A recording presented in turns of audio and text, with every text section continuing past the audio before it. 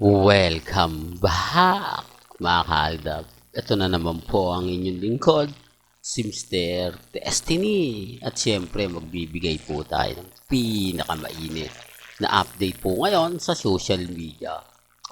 Sa mga nagsasabi po na wala si Ma sa Canada, sa mga nagsasabi pong fake news ako, at yung kuha po ni Jorus, at ni Maha, at ni Rambo, dito po sa Pilipinas yon, okay lang po ba, na mahilig lang daw po tayong gumawa ng issue para daw po sa content, para lang daw po sa mga vlog, di po ba, kailangan. Eto na po, di po ba, napakaganda. Kumbaga, kitang-kita nyo naman po. Kaya lang, hindi siya talaga nagpakuha. Hindi siya nakihabilo sa mga nasa o kasamahan ni Alden Richards sa taping. Sa Cavalry po ito Ito po, latest po ito mga kaalta, baka sabihin ng iba. Yung pag-alis nila o yung mga photos na kumakalat na sobrang sweet kuno ni Alden at ni Catherine. Pero dito off ka, may kita nyo, ang layo ng distansya niya, no? Po ba?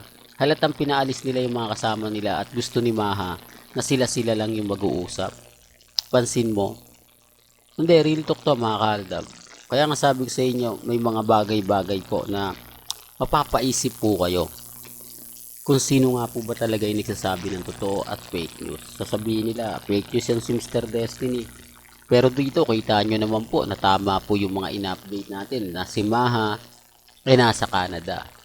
Doon pa lang panalo na po ako Doon pa lang mapapaisip na yung mga taong kritiko na nagsasabing Mr. Fake News. Di po ba? Kaya nga po, okay lang. Sabi ko nga po sa inyo, basta ako tuloy ko lang tong pagbibigay ng update. Hindi po ako nagpapa-apekto. Kita nyo naman po yung mga komento sa Facebook. Di po ba? Halos lahat. Gigil na gigil ako. Gusto kong sabunutan. Lalo na po kapag nababanggit ko si Catherine at si Alden na kumbaga dumidistansya, affected sila. Di po ba? Affected sila dahil hindi daw po dumidistansya o may effort lang daw si Alden. Di po ba? Dito di po ba? Hindi mo nga nakikitang nag-akbay hindi mo nga nakikita naghahawakan ng kamay. Di po ba? Off-cam to hindi to layo niya sinum lang. Hindi po ba?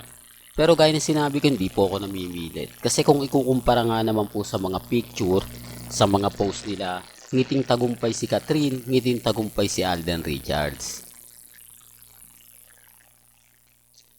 Pero on-cam yon, taktika yon na ginagamit ng ABS-CBN para makakuha ng simpatya. Normal na lang yan. Showbiz po kasi. Yan ang isa sa pinapaliwanag ko. At bakit nga po ba biglang nawawala si Tisoy? Mamaya a-update ko yan kasi may mga video rito na kung saan nawala si Alden Richards. Di po ba? Pero mamaya po yun. Kaya tumutok kayo dito lagi para updated kayo. Well, tuloy natin. Ngayon alam nyo na si Mengay at si Maha magkasama. Di po ba? Huwag po kayong maniniwala sa mga post nila kasi hindi naman po yung post ni Mengay Hindi rin yung post ni Congressman. Wala nga pong update si Congressman Di po ba? At eto po nababatikos po nahanap po talaga si Mengay sa Itbulaga. Kanika hapon, napanood tayo, tignan nyo sa live po ng Facebook. Asan si Mengay? Di po ba? Alam mo yung mga reply ng mga main fanatics sa Tarmain? Pagbigyan daw po yung dalawa dahil nagbabakasyon. Kumbaga, si Mengay pumunta ng Athens, Greece para i-celebrate ang kanilang honeymoon. Tapos marami nagko-komento na ganito ganyan, bitter ka, doon na pumapasok yung Aldab, doon na pumapasok yung ganito ganyan. Di po ba? At syempre nababatikos po si Congressman Atyo. Bakit? Kasi umalis siya ng Pilipinas kung saan may alam ko hindi po talaga siya alis andito lang po yan sa kamera Pero syempre hindi naman tayo pwedeng pumunta sa kongreso para lang patunayan na naandun si congressman, di po ba? O kaya sa District 1, pupunta para lang makita na namimigay siya ng relief goods. Kahit naman po kasi ako pumunta ron, kahit naman po makita ko yon, i-post ko, wala pa rin maniniwala sa akin eh. Alam niyo kung bakit mga kalda? Sabihin lang nila fake news. Di po ba? Hindi totoo yan. Tagal mo nang kuha yan eh. Ngayon mo lang pinost eh. Di po ba? Sample nga lang kay Jorus eh. Kay Maha pinost natin. Sabi matagal na raw po yun. Eh eto ano kaya to? Matagal na rin ba? Di po ba? Sinasabi nila patungkol po kay congressman na kumbaga bakit daw po kung kailan may sana ibig sabihin dapat daw inadjust nila kung totoong magbabakasyon sila. Kasi kailangan lang tulungan yung mga nasalanta ng bagyo sa District 1. Di po ba? Hindi agad-agad lumipad si congressman. Although namigay siya, pero hindi po yun sapat dahil kasagsagan pa rin po ng bahayon. Hindi pa rin humuhupa. Mas, kumbaga, eto po mga kalab, ang sabi ng mga ibang komento, si Congressman Aryu lang daw ang pinakamaraming bakasyon ngayong taon sa pagkakaupo niya.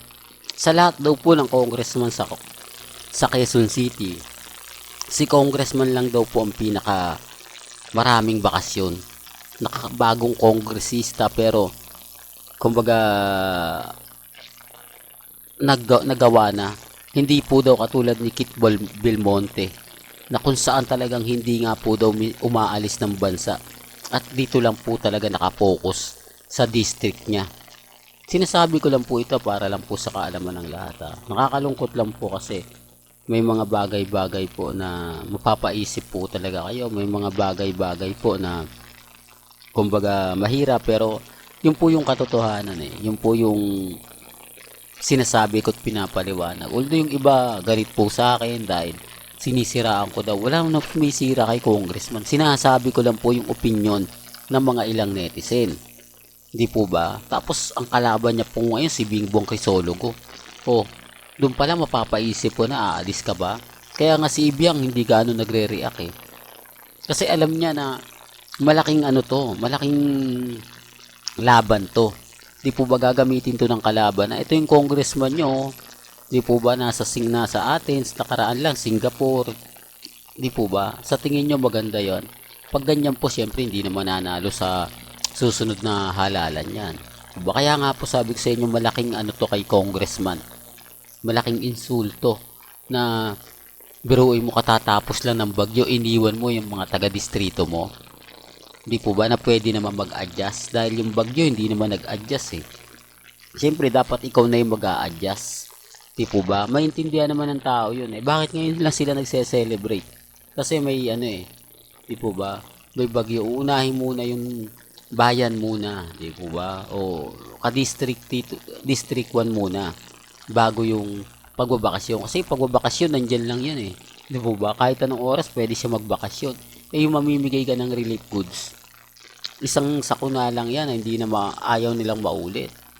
Di po ba? Kaya sabi ko sa inyo, may mga bagay-bagay po na kapag si Mr. Destiny nagbibigay ng update, marami talagang tinatamaan. Kita nyo naman po sa Facebook, grabe, no? Yung mga komento sa atin, tapos sasabihin nila, so, hindi, ganyan. Bitter ka lang daw, bitter ka lang Mr. Destiny kay Catherine eh. Kay Alden. Okay lang naman po, kasi si Alden rin naman po ang nagsabi, di po ba? Galing naman po sa bibig niya at hindi natin gawa-gawa lang na magpapa-presscon siya. Po ba? Kung kailan ang presscon, itanong nyo kay Boy Abunda.